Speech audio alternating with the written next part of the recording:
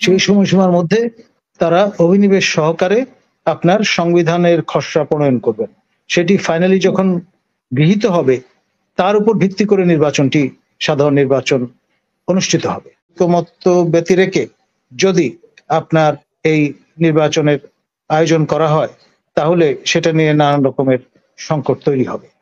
দেখুন, আমাদের বাংলাদেশ স্বাধীন সার্বভৌম রাষ্ট্র হিসেবে আবির্ভাব করার পর বিশ্ব মানচিত্রে খুব জোড়াতালি দিয়ে তাড়াহুড়ো করে আপনার তখনকার সরকার প্রধান শেখ মুজিবুর রহমান তিনি গত 70-এর নির্বাচন, প্রাদেশিক পরিষদ এবং আপনার সেন্ট্রাল অ্যাসেম্বলি অফ পাকিস্তানে যারা বাংলা ভাষাভাষী মেম্বার অফ পার্লামেন্ট হয়েছিলেন তাদের মিলিয়ে একটা জোড়াতালির গণপরিষদ গঠন করেন এবং দ্রুততম সময়ের মধ্যে তাদের দিয়ে এই যে সংবিধানটি আমরা যেটা সামনে এখন অনেকগুলো সংশোধনীর পর এই অবয়ব নিয়েছে সেই সংবিধানটি প্রণয়ন করেন। বেসিক্যালি তখন ইনফরমেশন টেকনোলজির এই বিপ্লব ঘটেনি।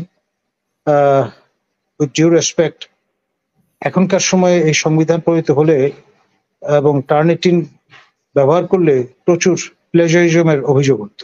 কাট পেস্ট করে বিভিন্ন সংবিধান থেকে নিয়ে দ্রুততম সময়ের মধ্যে আমাদের তৎকালীন বিজ্ঞজনেরা এটা তৈরি করেছে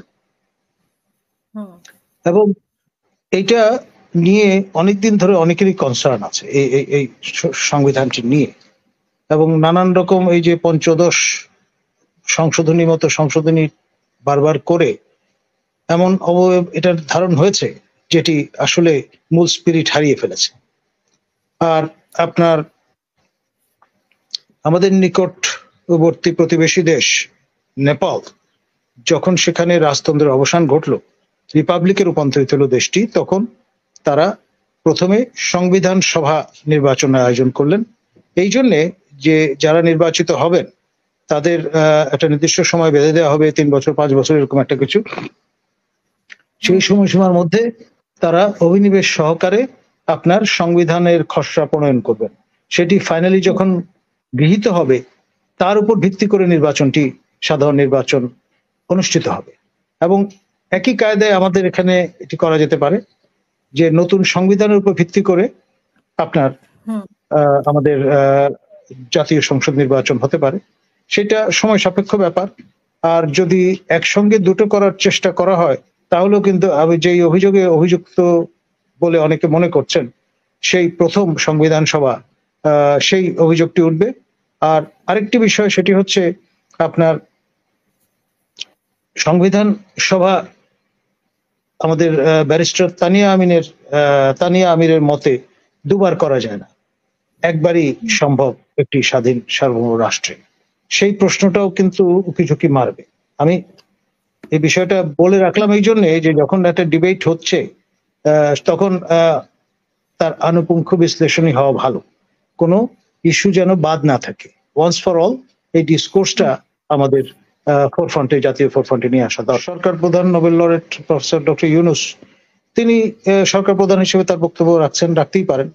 আর তার বরাত দিয়ে আপনার নির্বাচন কমিশনে যারা শপথ নিয়েছেন, প্রধান নির্বাচন কমিশন, অন্যান্য কমিশনারবৃন্দ, তারাও সরকারের ইচ্ছা অনিচ্ছার বাইরে তো যেতে পারবেন না, এটাই স্বাভাবিক। তো ফলে এখানে আসলে ন্যাশনাল কনসেনসাসের প্রয়োজন হবে।